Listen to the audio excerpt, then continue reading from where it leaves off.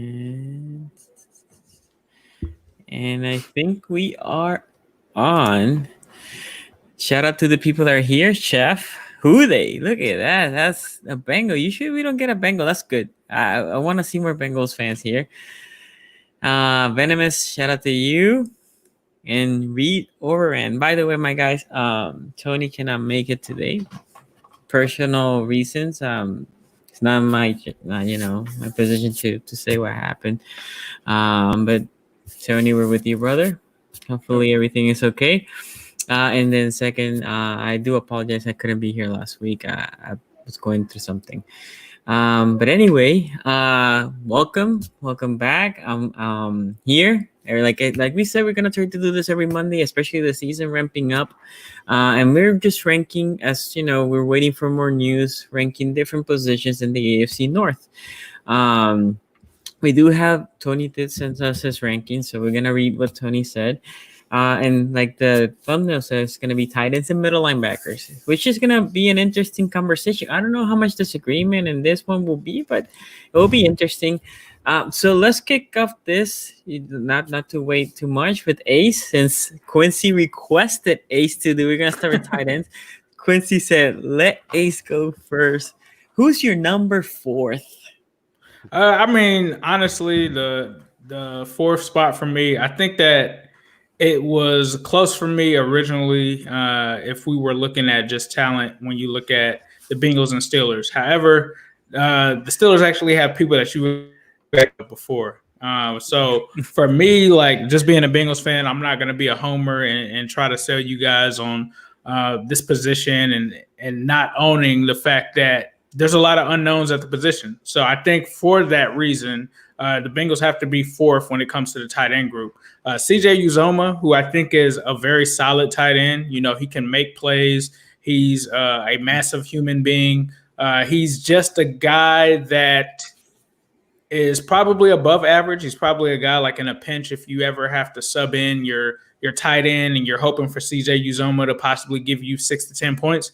He can do that. However, he is not Tyler Eifert. So what people have been used to in the past with the Bengals, as Quincy kind of pointed out, we've had guys like the Tyler Eiferts, the Jermaine Greshams of the world.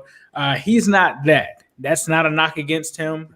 He is a solid tight end. But for me, I would probably say he's just your average guy. The other guy who I'm also not really a huge fan of is Drew Sample. He was a guy that was drafted very high to the chagrin of a lot of Bengals fans. I actually have a video on my channel of me going off about the pick because I hated it. But his name is Drew Sample. Now, there is some potential there with Drew Sample. He's more notably known for his blocking. However, they are expecting big things from him. I could see him and Joe Burrow becoming very good friends and very acquainted. So at that position, you have two solid guys. You don't have a guy that's going to go out and catch 10 touchdowns. You may have some guys that may catch 6, at the most, but that's what you got there. You at least have something. It's not like you have absolutely nothing there. You just don't have any studs there. So for me, the Bengals start out at number 4. Then I move on to the Steelers. We talk about Vance McDonald. He kind of showed some signs a few years ago. I actually thought that this guy was going to be. Let's go through the 4th for everybody, and then let's progress. Oh, okay. So we're going. Who we have last? Okay, yeah. Gotcha. Okay, sorry. So you go for 4th. Oh God! All right, so I'm just gonna say some names here. Mason Shrek, Seaton Carter, Drew Sample, CJ Uzama. Now let's look at CJ Uzama's numbers. And hey, look, 1,000 yards, 7 touchdowns. It's a pretty good season. No, that's 5 years of his career that he's put together. So, he's a productive guy, but he's probably, a productive 2 or 3 tight end.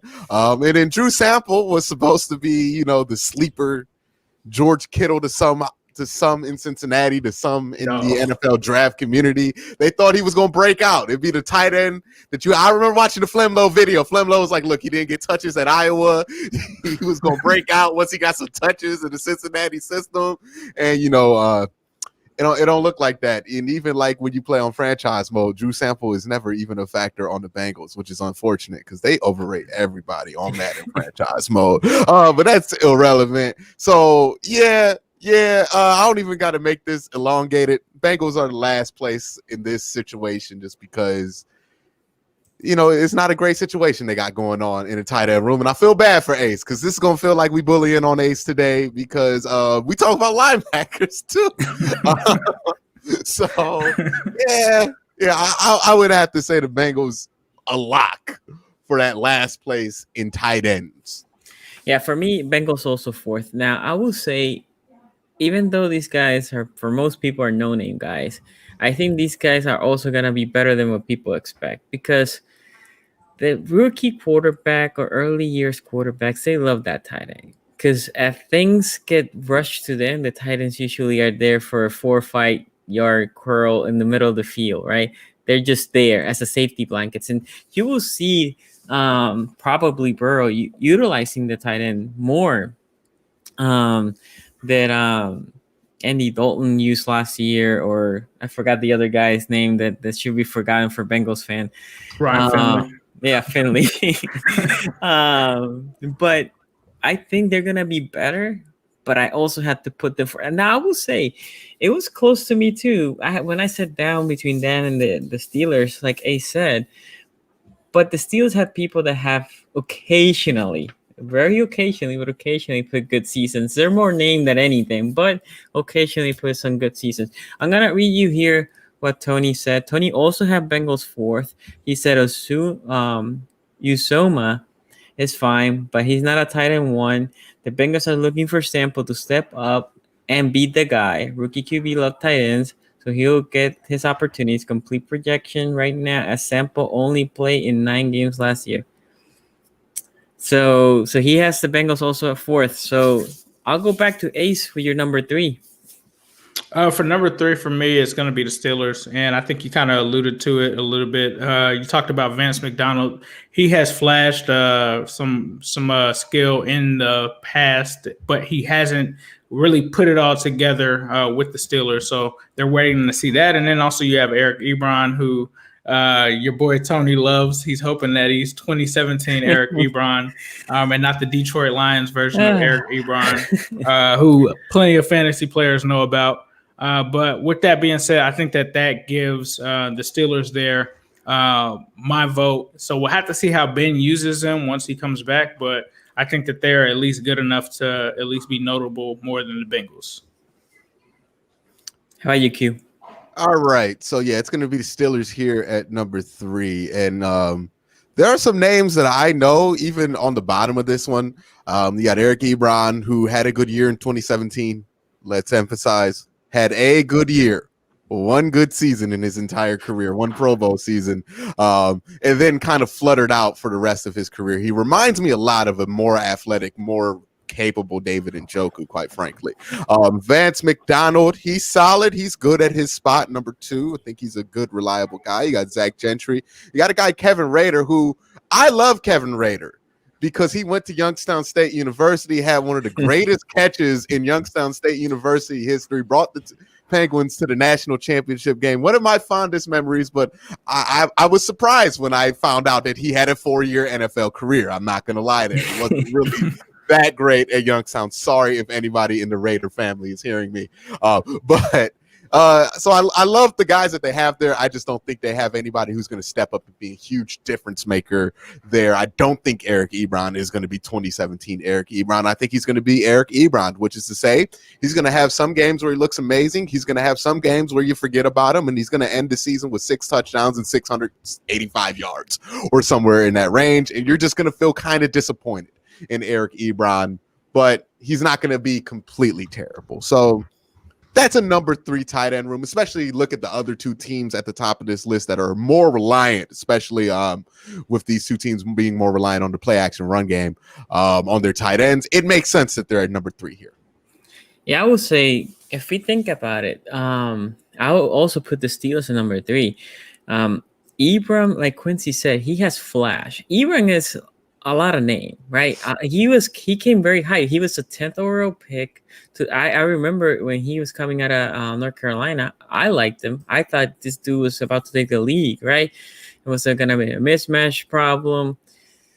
He is an average player. He is like Quincy said. He will have a couple good games. You're like, damn, you see, this is the guy, and then you don't hear about him for weeks.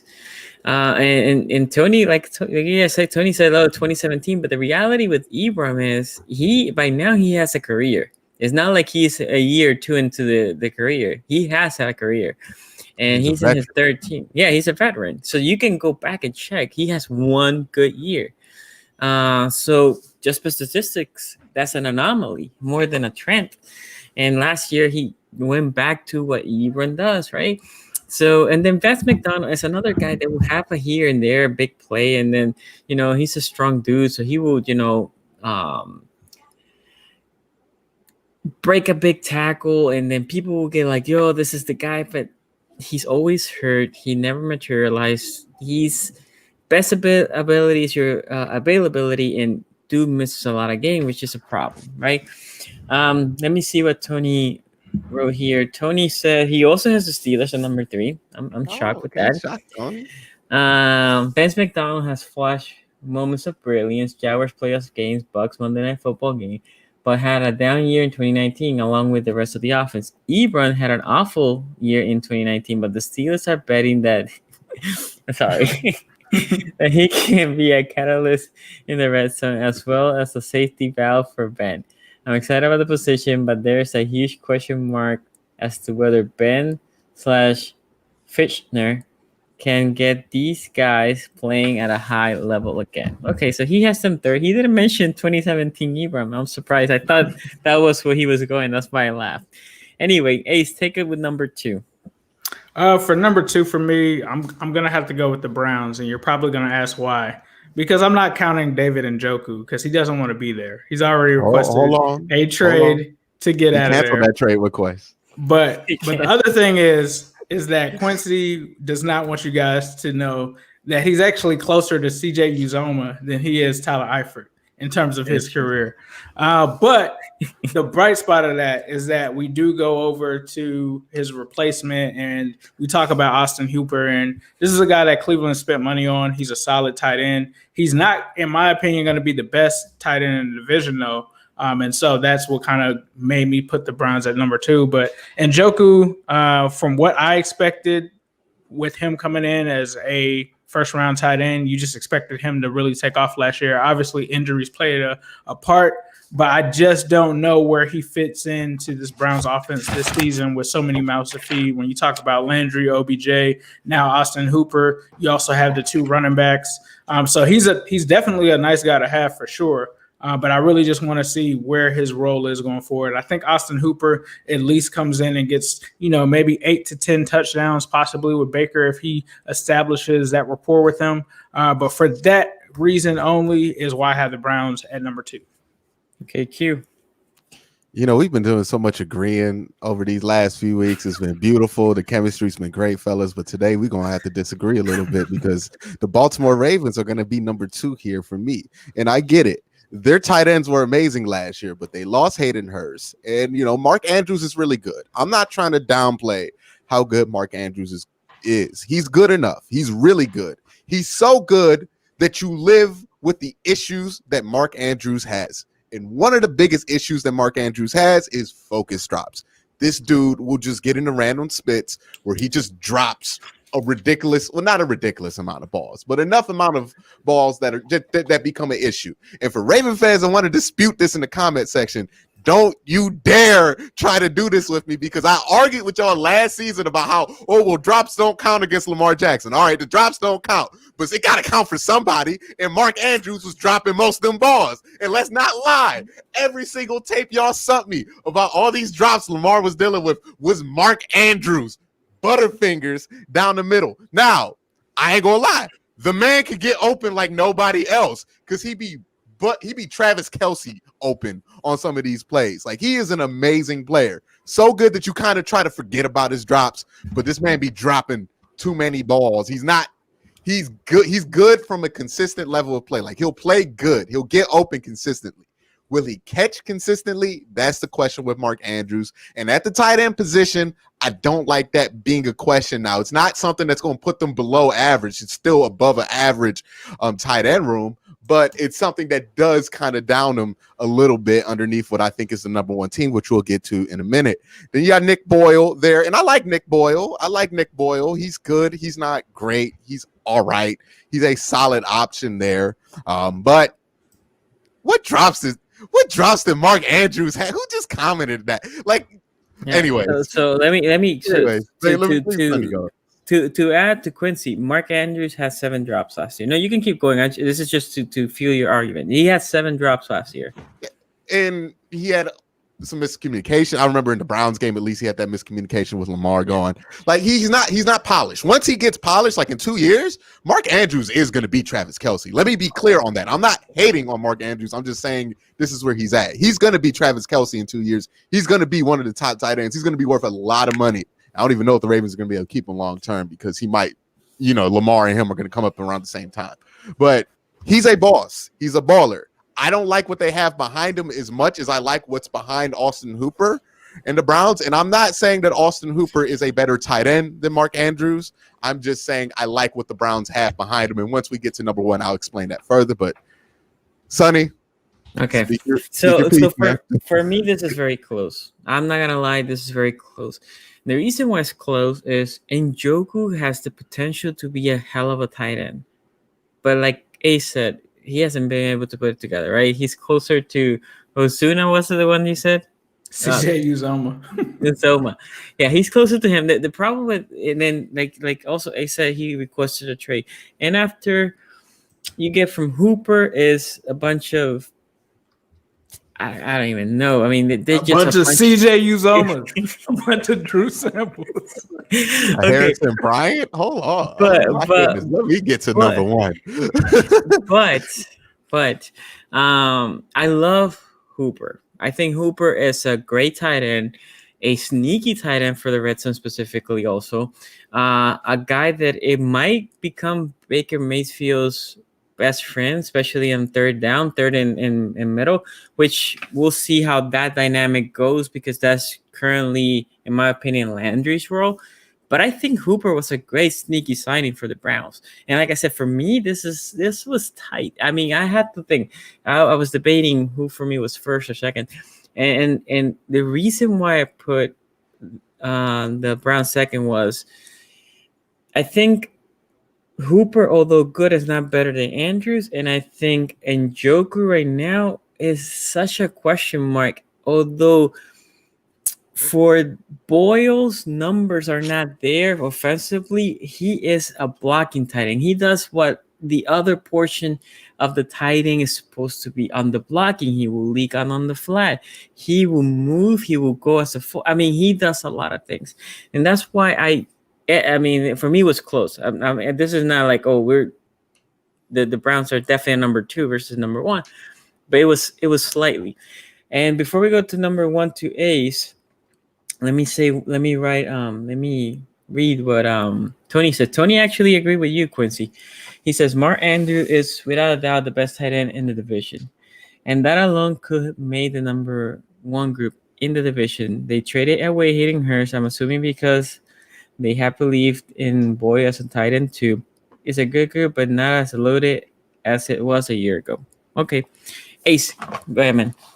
Yep. So then that brings my number 1 pick, which is the Ravens. I think, Sonny, you pretty much said what I wanted to say. When you have 2 tight ends in an offense, there's going to be one that's responsible for the receiving. There's going to be another that's responsible for the blocking. Usually when you have 2 that just are receiving, they really don't work well. One guy doesn't end up playing that much. And I think that the Ravens have it. You and Quincy talked about Mark Andrews. He's pretty much got the throne right now for the best tight end in the AFC North. And like Quincy said, he's only scratching the surface, and he's only going to get better. And so for me, I think when you look at that, his ceiling is still expanding, and he had 200 more yards than than Austin Hooper last season. And I think we've seen the best of what Austin Hooper has to pretty much show us, but we haven't seen the ceiling for Mark Andrews. So for me, that's why I had to go with Mark Andrews. I think Boyle is also a sleeper. I don't think that they trade Hayden Hurst unless they knew that Boyle was that guy. And I mean, they got a pretty good value, I think, for him. So for me, I've got to go with the Ravens as the number one tight end position in the division. Go ahead, Q. Yeah, so I'm going to go with the Browns here, and there are multiple reasons. And I see a lot of people bringing up Njoku in this conversation. To me, Njoku's really not a factor in this conversation because I don't know what role David Njoku is going to be. I've said this all offseason. David Njoku is not a fit at tight end 2. He's just not. You're going to have a special package if you want to get him involved. He's not a tight end 2 because he doesn't block consistently enough. He certainly doesn't catch the ball consistently enough, and he's just not consistent in that way. So David Njoku is really the least of my concerns on why I like this group. Sure, he's a nice piece to add in there. Sure, he's a nice little gadget guy if you can keep him around, but I don't think he's going to have a huge hand in this offense. But I do think Austin Hooper does bring some consistency and some reliability. He's a versatile guy. He can block and he can catch. He can be in the seam. He can do his work. He had like 700 yards, 6 touchdowns last year with Matty Ice in an offense that moved away from what Kyle Shanahan did. So I expect him to have a better season with what the Browns are looking to do and with how Baker Mayfield kind of relies on those kind of bailout targets when he likes to break the pocket. So I like Austin Hooper a lot there. I think that Harrison Bryant is somebody who has amazing upside. The 4th round pick was the best tight end in college football, whatever that award is called. I think it's not the Biletnikoff, that's a wide receiver one, but whatever the tight end one's called, he won it last year. I think he's a tremendous pickup. I think he's somebody who has experience at fullback. He's a good blocker. He's somebody who does fit that mold of tight end 1, but also he has good hands, can get open, runs good routes. He's going to be somebody who's going to be slept on in this evaluation. And they have somebody at the 3rd tight end spot who I don't think anybody is talking about, and I don't blame them unless I'm a diehard Browns fan, but Stephen Carlson had some really good tape last year coming in and stepping in for David Njoku. Part of the reason why David Njoku did not see the field last year at the end of the season was because Stephen Carlson put up some good tape, both in blocking, both in the red zone, made some big catches. I believe he made a big catch against Pittsburgh on the edge of the end zone.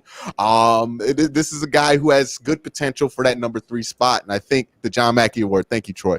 But this is a guy who has good potential at that number 3 spot, and I think that's why I like the group more. I feel like they're going to run a lot of 2 to 3 tight end sets, and I feel more confident in what they have there after their main guy, more so than I feel confident in what Baltimore has. Now, this might be because I'm just more familiar with what's behind the number 1 in Cleveland than I am with Baltimore. That could certainly be the case. That's probably why Sonny feels differently to me, but this is how I feel. This is my ranking. So, well, my point will be more like you're counting on a rookie.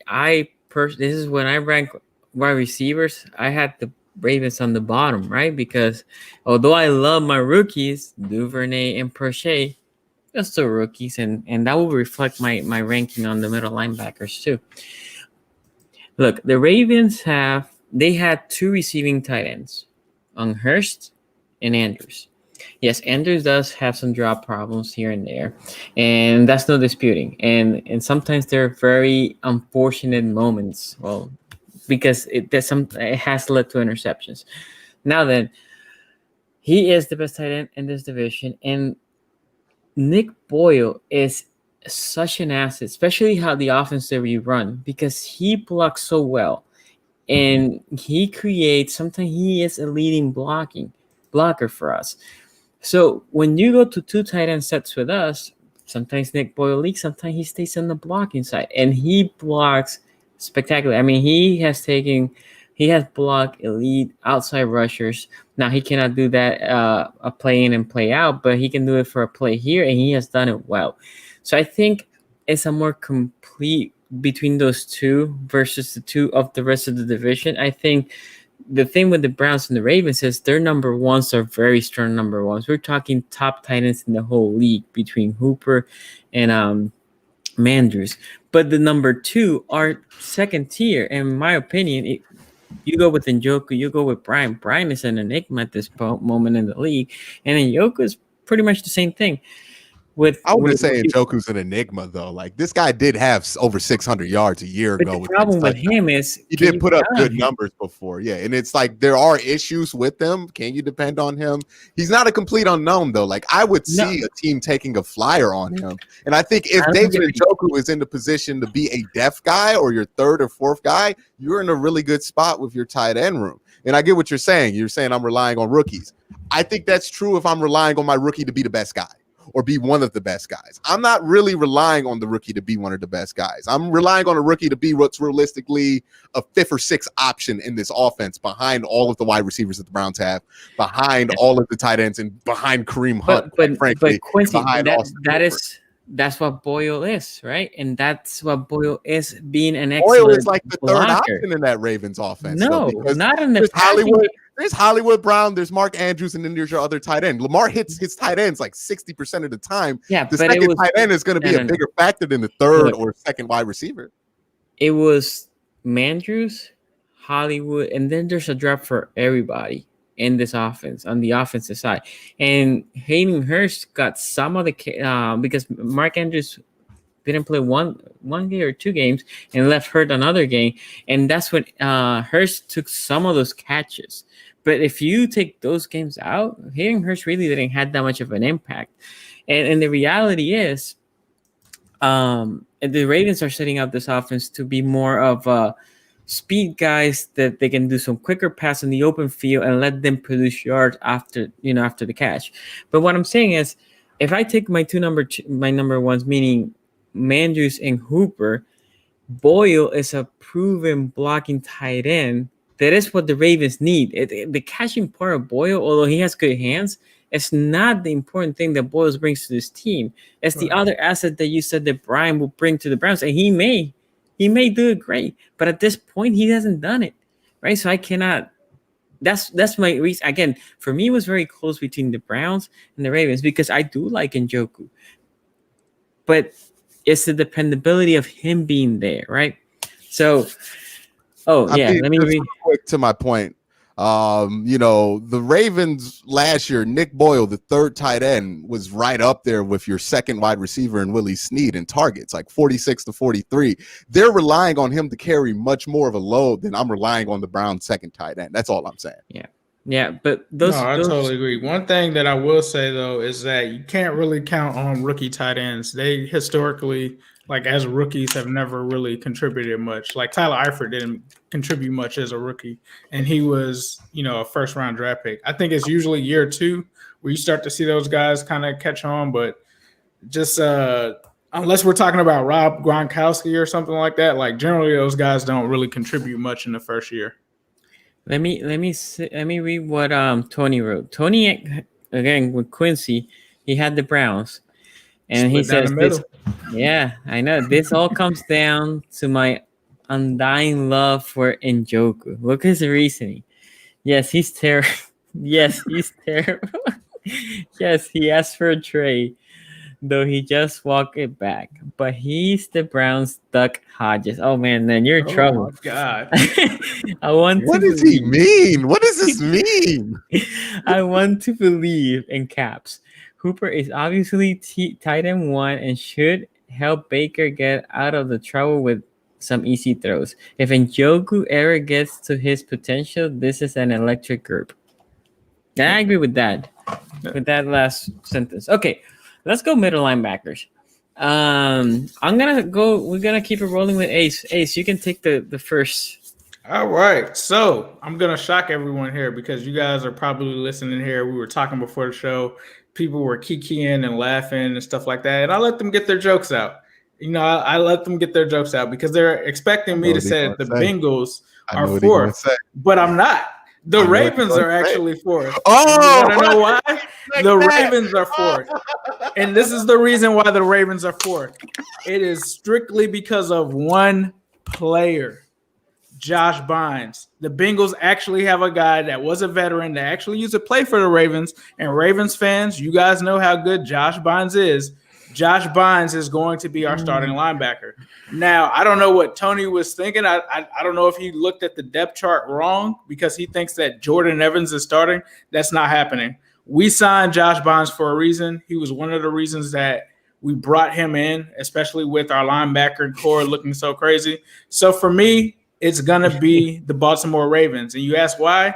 I can't name anyone outside of Patrick Queen from their linebacking core. And I can't name anyone that's better than Josh Bonds. When you can name somebody on the Ravens linebacker core that's better than Josh Bonds, that's not a rookie, let me know. Okay. Quincy, you want to take it? Sonny, you going after that? Nah, Sonny, you go ahead and hit for it. I want to see this. Okay, so I'm gonna go actually with the Bengals, and this is why. The Bengals did get Josh Bynum. Although Josh Bynum was a good player for us, Josh Bynum is an older player. He was not a guy that you can depend to be a starter middle linebacker in the league. Now, dude is super smart. This is not a saying this dude is trash. None of that. This is not me bashing on the guy. But how Josh Bynum was good for us was we took him a lot of the field. We brought him in special situations. He's strong as a tackler and he's smart as a zone defender. He's good in coverage. But Duke cannot do it down in and down out. And after him, I will say the Bengals have one of my favorite, and Ace knows this, one of my favorite guys out of this draft was Logan Wilson. And Logan Wilson has a perfect mentor in Josh Bynes because I think that's what Logan Wilson can be. Short tackler, good on the zones coverage scheme. But he's a rookie, right? And he's a rookie that I thought it would have been good in a team that was not going to depend on him right away. And I think that's what the Bengals would do. And I think the problem that I have with the Bengals is, as you said, Ace, you're going to rely on Bynes as that middle linebacker starter, that staple.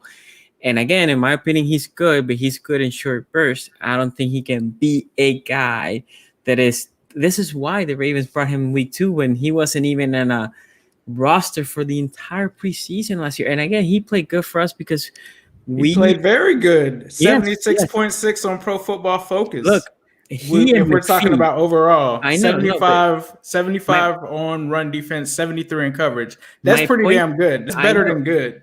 But this is my point to you, Ace. Him and McPhee, both older players that play really good for the Ravens. McPhee got injured later in the year for the rest of the year. The reason why they were so effective was because they were there in special situations. They were there in sub packages. They were there in the rotation of middle linebackers. The Ravens were very bad last year. LG4 younger, he was able to stay a little bit more in the field than sometimes Bynes. Not as impactful, I would say, as Bynes in a regular basis. But the reason Bynes was impactful was because he was there in occasions. And again, when he was there, he was contributing. But my problem is, I think the Bengals are gonna realize so much on Bynes that he's gonna get burned out, and he's not gonna be as effective as he was with the Ravens. Again, not saying that Bynes is a trash player. That I thought LJ Ford is like the same age. I'm confused how LJ Ford is better. But you can see it could be how the mileage was.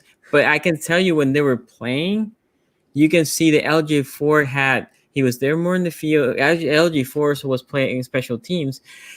But in my opinion, I think Bynes is good if you can bring him as a rotational linebackers. And I don't think the Bengals have that luxury. Oh, no. We definitely are going to have him in as a rotational linebacker. We drafted like 4 linebackers. Yes. So yeah. I have you guys as fourth. I would say not super wide distance from my number 3.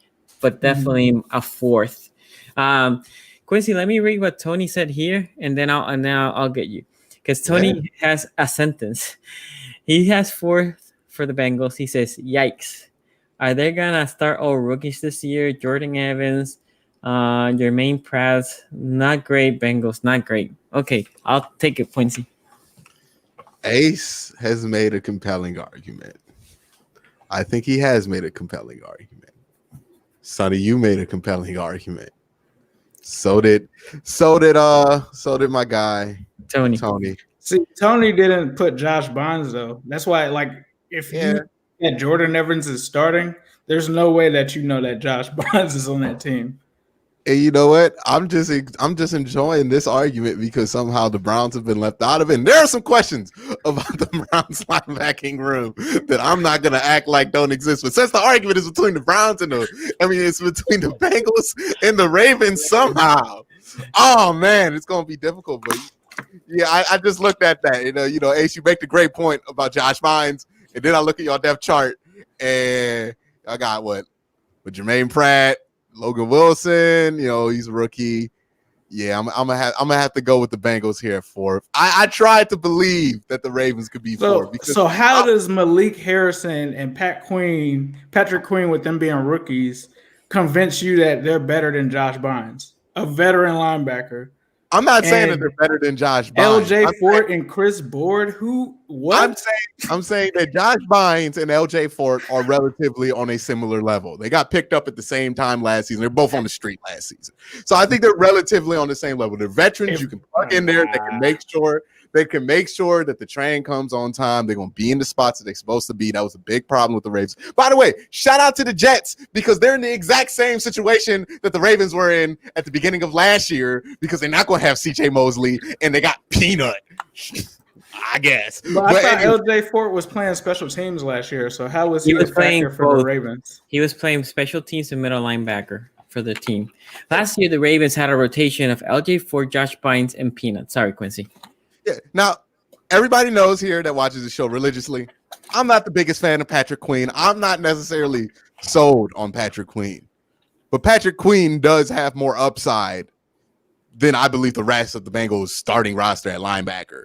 So that would edge it out. It's close, though. It's close, and it's a lot closer than I originally gave it credit for. So, Ace, it's a great argument you made because I wasn't even considering this to be a possibility until I just don't understand how T. Higgins isn't considered. His upside isn't considered for the wide receivers, but all of a sudden Patrick Queens is as a rookie for the linebackers. I will say for linebackers, we're gonna have to somewhat consider upside because it's all this room has across the division is upside. Even with the Steelers, like Devin Bush is upside. The Browns are all upside. Like everybody in this division is counting on some level of upside. Now, I think there are teams, including especially the Browns, that are making a mistake counting solely on upside at a position like linebacker, but we'll get to that when we get to that. I don't think any of these teams have great linebacking rooms.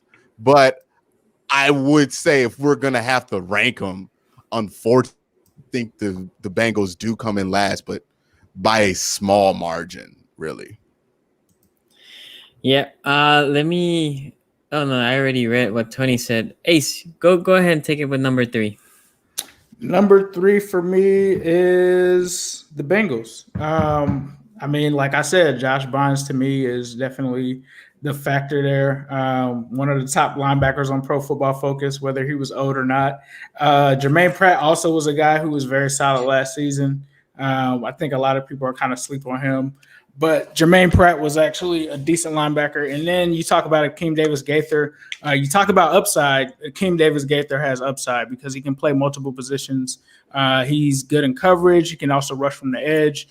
He can also play pretty well in the box. So the Bengals are going to be looking at potentially 3 guys pretty much fighting for that middle linebacker spot. The one that I think everyone is sleep on because he fell to an injury is my guy Marcus Bailey. A lot of people are kind of sleeping on him. He's like a interception specialist. He was one of the top linebackers in this draft class before he tore his ACL. So he's another guy that people are asleep on. We drafted him, I think, in the 7th round, but he was one of the top linebackers in this draft class. And then you also have Logan Wilson, who's one of the smartest linebackers of this draft class. I think that we're just looking for him to possibly be the starter, but I really feel like Marcus Bailey is the dark horse between everyone in this group.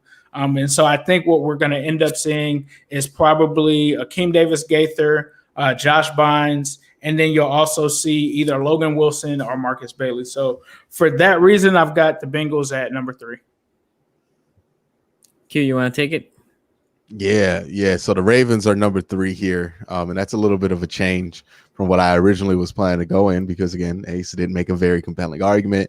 You got LJ Fort there who, he's a conductor. He's going to be a veteran. He's going to be able to get the train in on time. You got Patrick Queen there who I like but don't love. I don't know if he's going to be worth the first-round pick, especially for a linebacker. My philosophy on linebackers is that they're a lot like running backs when it comes to draft value, and you don't want to overvalue them or draft them too high. But we've had that argument all summer, me and Sonny. And then you got like Malik Harrison, who's a nice little pickup there in the third round. We'll see. He's a big guy, but he is not necessarily the most instinctual or he's not going to be a huge playmaker. He's going to be kind of like a Donnell Ellerbe, in my opinion. And, some people have mentioned the Ravens can develop linebackers. That's kind of up and down as of recent history. Sure, they had Ray Lewis. They had C.J. Mosley, but C.J. Mosley came into the NFL pretty developed. That wasn't somebody you drafted in the third round. They got guys like Peanut who became a decent linebacker but never could get over that hump to become a good linebacker in the NFL. Sorry, my Google just went off. But, there are some interesting questions here with Baltimore, and I'm not going to lie here. I think they're in a very similar situation than my number 2 team. So the rankings here, honestly, for linebacker don't mean that much to me. I think it's pretty much like a very close tie for 3 teams, and then one team's like better. But yeah, I would say if I had to edge it out, the Ravens are going to be number 3 for me. Yeah, I would say, agreeing with Quincy here, these is probably the worst position in the entire division. Like, this division is strong in other positions, but middle linebacker is not one of them. I will give it to the Ravens. Look, the Ravens are purely upside. Now, going back with Ace was saying, Ravens had a chance to sign 1 or 2 guys. LJ Ford, Josh Pine. They decided with Ford. That's the one that they decided to get the extension to during the season, not at the end of the year, but during the season. LJ Ford and Josh Bynes are very similar players. So I had to go back, which I don't like, to depend on rookies. This is why I said the Ravens slightly edged the Bengals. It's because the Ravens pick is a higher pick with a bigger upside than the Bengals. I love what the Bengals pick on Wilson. And again, Ace knows this. Pre-draft, I said I love Wilson. I think he could be a good player. But just on potential, this, going back to Quincy's point, doesn't mean as much because, number 2 barely edges is because they have more experience than 4 and 3. But, hey, the Ravens could be great at middle linebacker, which is my hope, obviously. But we're counting on rookies and a veteran. They could be worse, right? It's the same thing with the Bengals. They could be better than what we think, and they can be worse. I mean, this and the same thing with the Browns. All these 3 teams are iffy in middle linebackers. Let me read you what Mr. Tony has here. He has the Ravens at number 3. As much as it hurts me to say, I'm glad LJ4 is getting a chance to show what he can do. Dude is a cheerleader for some dark horse players here.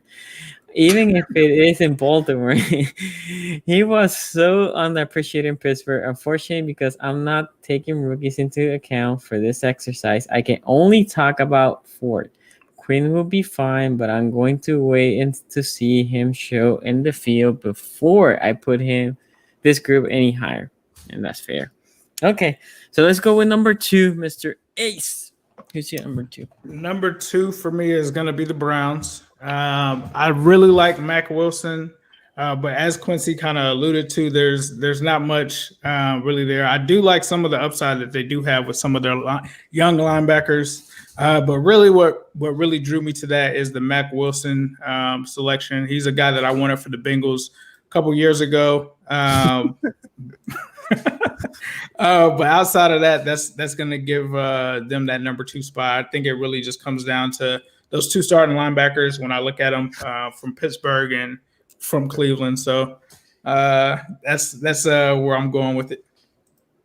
Ace willing to die on this LJ Fort, Josh Bynes. I am dying on that hill. I'm dying on that hill for sure. This is his James Washington. This is Washington for him. We all have that one thing, right? We all had that one thing. Quincy, who's your number 2? Yeah, Kyler Murray was mine. So at least I think you got a better one than I did, Ace. But I have the Browns here too. Woo, top 2, whatever. All right, stop celebrating because there's some freaking problems with the Browns linebacking room. You got Mac Wilson, and I like Mac Wilson. I think Mac Wilson, his floor is like Christian Kirksey. His ceiling could be like poor man's Darius Leonard. I don't think he's Darius Leonard, but he could be a poor man's Darius Leonard. I don't think he has the instincts of a Darius Leonard. But that's why I think his career is going to ride. Either he's going to be like Christian Kirksey, a good enough linebacker that's going to be able to get you there, get the train on time, boom, do all that and make some plays here and there, or he's going to be somebody who's going to make a little bit more plays and a little bit more of an impact, but not going to be like the greatest linebacker in the world, not going to be like an all-pro caliber linebacker. That's what I see with Mac Wilson. Here's my problem with the Browns linebacking core. BJ Goodson. That's the veteran, BJ Goodson. Y'all ever seen a BJ Goodson highlight? Anybody ever been like, yo, BJ Goodson? What team BJ Goodson played for last year? Somebody in the chat drop it for me because I guarantee someone's going to say New York. It wasn't New York. It was like Green Bay, and it's not even registered on Madden. Like BJ Goodson is the veteran pickup for this defensive line. Not defensive line, this linebacking room. I would have much preferred a Josh Bynes. I would have much preferred if the Browns trade a 5th-round pick for Sean Lee, bring him in, and have that kind of veteran and try to snag him off of. I was hoping that David Njoku would get traded for Sean Lee to Dallas. I thought that made a ton of sense for both sides, but it didn't happen. I think the Browns desperately, if they want to compete and stop the run of this division, need to get a better veteran in that room than BJ Goodson, because right now you got Sione Takitaki, who played left defensive and in college and now is switching to linebacker after 1 year of experience. Mac Wilson only has 2 years of experience. You have Jacob Phillips, who's a promising rookie out of LSU, but he's a promising rookie, so really no experience. So now you're in a situation where you have a rookie free safety, Carl Davis as your strong safety, who's not going to really call the defense from back there. And then you either going to have a rookie and a sophomore at linebacker or BJ Goodson and Mac Wilson out there.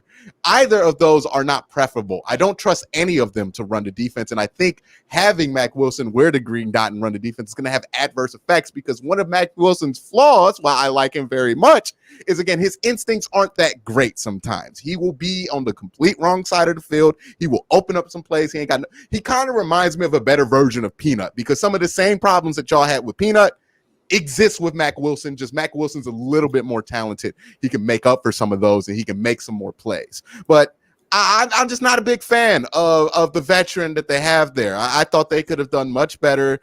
They brought up Brandon Marshall. Clay Matthews isn't an option because he's not a stand-up inside linebacker. But, they could have got somebody better. It's not hard to get somebody with better experience than BJ Goodson. And that's the one thing I've had an issue with. Two things. We'll get to defensive line when we get to it. But that's one of the things that I've had an issue with Andrew Berry this offseason, is that I don't think they have had the sense of urgency at that middle linebacker room that they could shut me up and trade for somebody during whatever training camp is going to be this season, and I'll be all right, and I'll be happy. I'll be eating my little Sean Lee chips, and we'll be all right.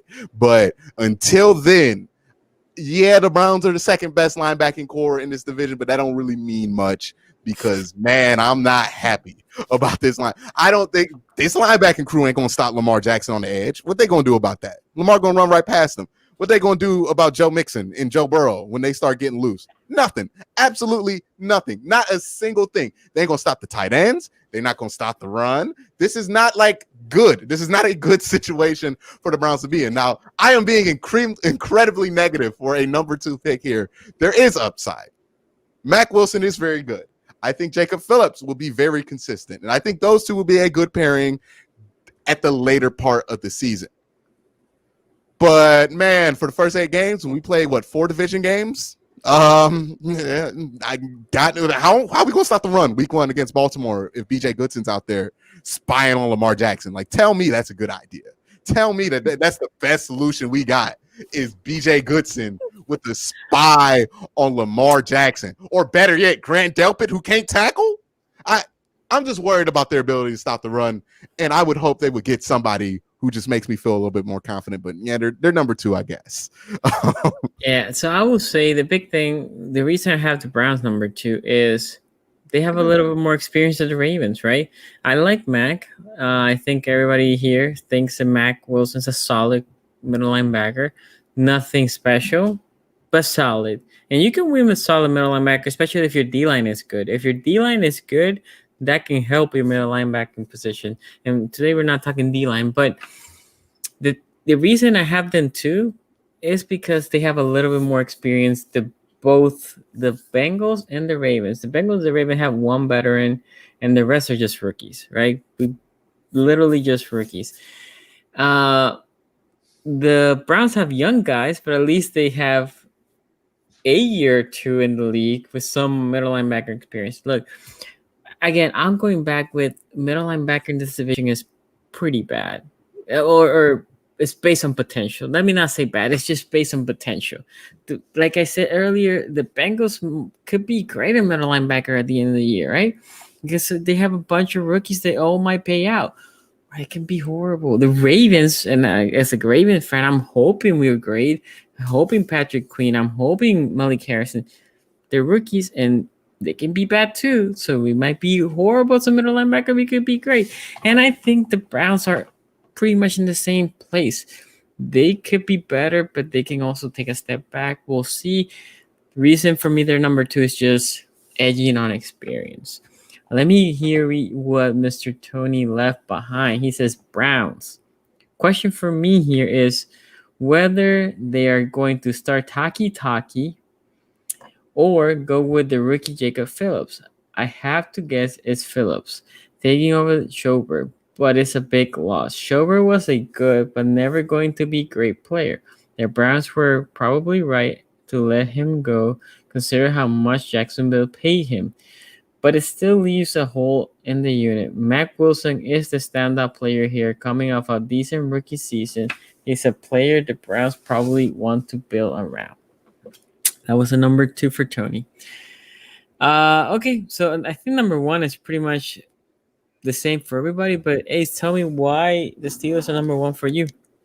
It has to go with Devin Bush. I mean, Devin Bush is exactly what we thought he was going to be. He started out a little slow for the Steelers, but he's that guy that you're looking for to make an impact immediately. And he's got the athletic gifts. He's got pretty much the total package. And he was key to the defense for the Steelers kind of turning around and them getting that focus. So for me, I've got to go with the guy that probably has the highest ceiling in the division. And I think that's going to be Devin Bush. Okay, Quincy? Yeah, I mean, they're the only team in the division that has like 2 NFL players starting at linebacker. So, like, that's just the situation that they're in. Like, they got 2 guys who have proven in the NFL, Vince Williams and Devin Bush. Starting there, everybody else is like, hey, we got 1 guy, but we're counting on potential with others. And that's not a good situation to be in. Again, I'm worried about the Browns. I'm worried about, I think it's really 1 and then 3 number 4s, quite frankly. Everybody should be worried about their linebacking situation, even Pittsburgh to an extent. Now, Devin Bush, is he going to be the game changer that they were hoping he'd be at that top 10 pick that they traded up for him? Remains to be seen. I'm not completely sold, but, he seems like he's going to be at least a good enough linebacker, much better linebacker than what they've had in recent years. And Vince Williams, I would love if the Browns had Vince Williams next to Mac Wilson. I would feel great right now if Vince Williams was next to Mac Wilson. So I'm not going to trash Vince Williams too much. He's a solid tackler. He's a guy who's going to be where he has to be. Again, what you need out of a number 2 middle linebacker. And again, I just got to say this to the other 3 teams. I don't know why NFL teams do this to themselves. Linebacker is one of those positions where you can get a veteran who can just be in the right spot and you will be fine as long as you have a strong secondary. As long as you have proved that last year. This is what you have to do. And guess what? Every other team in this division is in that situation. The Ravens have a strong secondary and a very strong defensive line. The Browns, they got Myles Garrett on defensive line, which kind of makes up for all the other stuff that's kind of questionable about their defensive line. And they have a very strong secondary, in my opinion. The secondary is really going to step up this year, but we'll get to that in another live stream. And in the Bengals, I like what their secondary is looking like this year. I think they made some real good upgrades, and I think they made some real good upgrades to their defensive line. So I don't get why the philosophy, and I think the Bengals actually did this not LJ for it. I'm not trying to get Ace all mad with Josh Bynes signing him, and they got the veteran. it blows my mind that people just don't see that in the NFL. That you just need to get a veteran sometimes to be in that linebacking room, and that all this potential in the world, like you can get drunk on it, especially at linebacker. It will cost you games because rookie linebackers do terrible against just do terrible overall for the most part in the NFL. So even if they're really good, unless they're Ray Lewis. So that's why Pittsburgh's number one. They have a NFL linebacking core that stacks up, that's not embarrassing, or that's not like relying on, if this, then that. And that's why they're number one. So reluctantly, I have to give Pittsburgh some praise here. And this might sound like I'm hating still, even though I'm telling them that they're good there, because I'm still hating on Shazier's retired. Shazier ain't playing. Like Shazier, I'm just happy Shazier can walk normally. I'm so happy for him. But let's not put him on the football field. We don't need let that man live his life and get the rest of his contract that he's gonna get. Shout out to Shazier. So I will say, my favorite me, and if Shazier were on this team, oh my God, this would be one of the best linebacking cores. You had Devin Bush and Shazier, because those are two dudes who are missiles to the ball. But they're pretty good linebacking core. They are the one team that I think will actually not have to pull their hair out over Lamar Jackson at the beginning of the season, because they got guys who know where to be. And, the thought of Devin Bush having to spy Lamar Jackson is not as laughable as what the Browns are going to try out week one with BJ Goodson. That's a much better situation for them to be in. So, yeah, Pittsburgh, number one. Shout out to y'all. Don't expect much more praise throughout the rest of the season. Similar to you guys, obviously I have Pittsburgh number one, but Vince Williams is a decent middle linebacker, right? He's a good number two. Devin Bush, in my opinion, I don't know about you guys, underwhelmed me a little bit. I thought more of him coming out, but I also had to know that he's a rookie, right? And as a rookie, I thought he played really good, right? This year, I expect him to play better, because if Devin Bush can play as Shazier was a guy that will fly to the ball, made the tackle. Devin Bush, I saw missed tackles for him last year. It could be because he's not the biggest guy, but that still happened. Now, even with that, we're still talking about the best linebacking core in the division. Now, versus tight end groups, when we were talking about Browns and Ravens, and I thought, in my opinion, that Browns and Ravens with Hooper and Mandrews are top of the league tight ends. I wouldn't say that the Steelers, even though they're number one, they're top of the league in the middle linebackers position. They could, because Devin Bush could be that guy if he keeps taking a step forward. And Vince Williams is a good, solid number two. But yeah, next to the rest of the division, again, because rookies, who knows what rookies are gonna do? They're the only one that have experience and actually play well. So they're the number one. They're the clear number one for me versus the rest of the team. But again, going back, I think any of these teams have room to improvement. I don't think they can get much worse than what we think of them, right? Because rookies, we're basically ranked them as zeros at this point.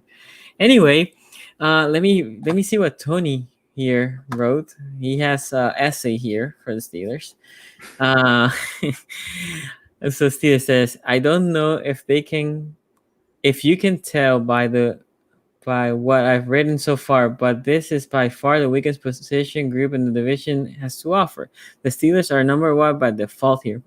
Devin Bush was a defensive rookie of the year candidate, finished third, and Vince Williams returned to the starting role alongside him after the Mark Barron experiment.